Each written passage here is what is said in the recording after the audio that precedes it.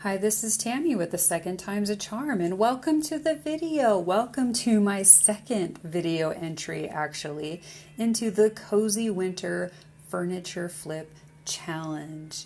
I'll get into that a little later in the video, but the Cozy Winter Furniture Flip Challenge is hosted by Jay of Flipping Drawers.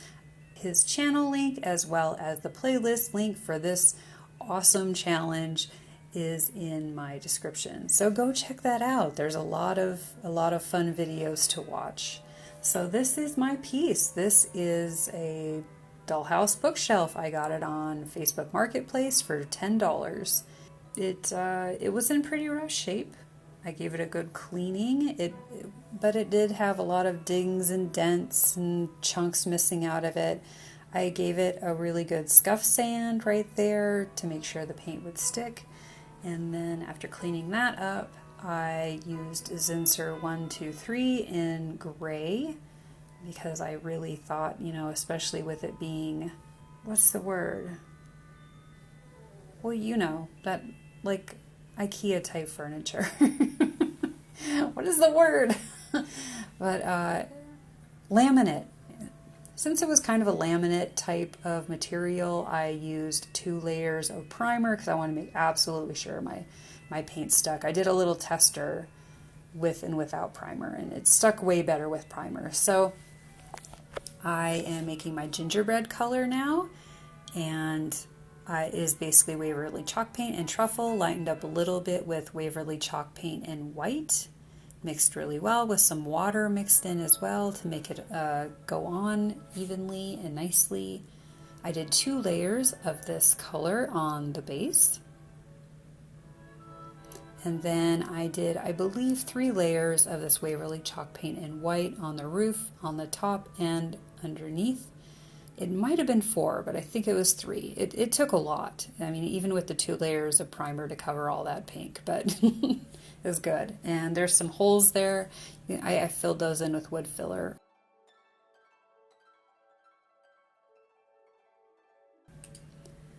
All right, we're getting to the puffy paint. So this is one of the issues I did have with this project, and this is why this project wasn't my first video for the challenge, because I didn't get it done on time.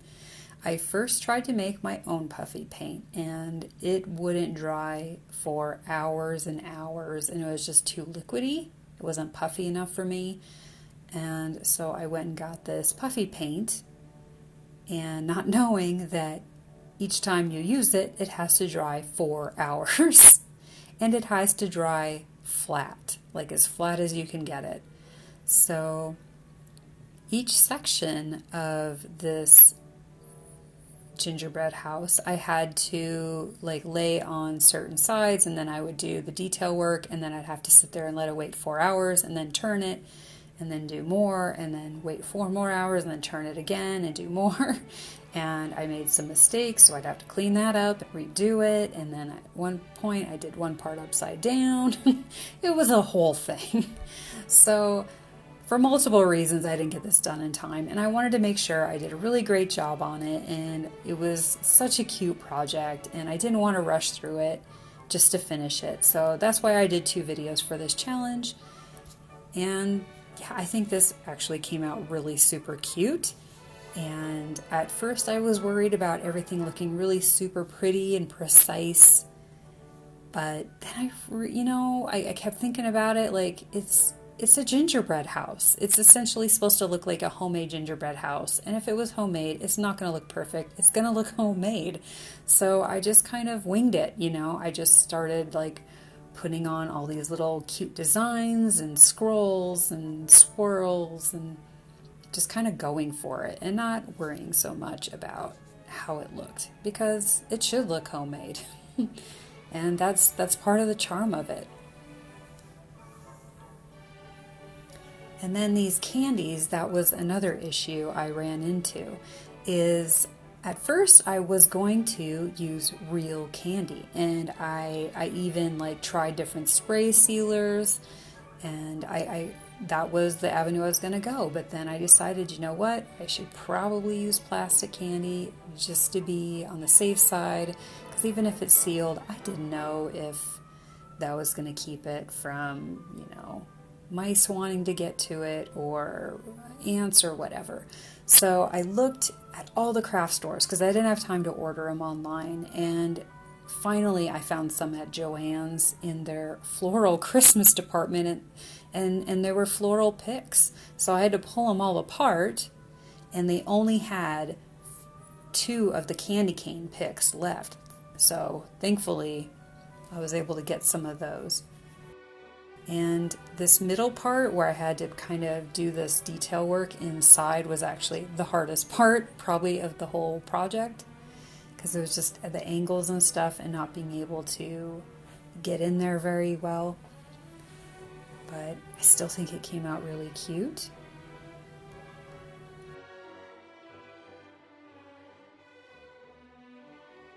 I thought I had footage of this, but this are these little wreaths I made, and they're kind of like these almost Christmas tree, like fake Christmas tree material, like pipe cleaners, and I just made them into circles and then took that those pip berries, which were kind of in a garland, and I just wrapped them around them and made a bunch of little mini wreaths. And this fencing came with a free box of a bunch of Dollhouse furniture, and I just thought it looked really cute on there. And I actually tried to attach it first, like fully intact, like on the wire and stuff, and it just wouldn't stick for nothing, like no matter what glue I used. So I ended up pulling the posts off and just doing it that way. So there's right there is a shot of one of the picks, and that's how I pulled them apart. Joanne saved the day on that one. I was starting to think I wasn't going to find any fake candy. And these are some fairy lights I had. And I just wanted to note there that I had my hot glue gun on low when I attached those. I used it on high for the majority of this project, otherwise the pieces of candy wouldn't stick in the wreaths and such.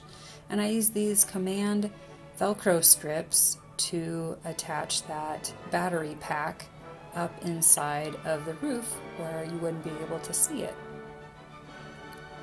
So I didn't paint the bottoms of the shelves because my plan for this is that I'm going to get some of those kind of dollar store paper doilies, and I'm going to put them on the shelves and put like little treats and stuff in there for like a party or just for Christmas. So that was the before. And here is the after. I just think this Dollhouse bookshelf and this gingerbread, I just think this gingerbread house came out so cute.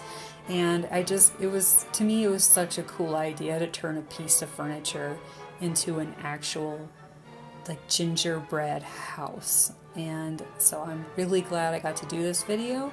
If you liked it, give it a like, share it with your friends, and let me know in the comments what you think. I would love to hear from you. Thanks for watching.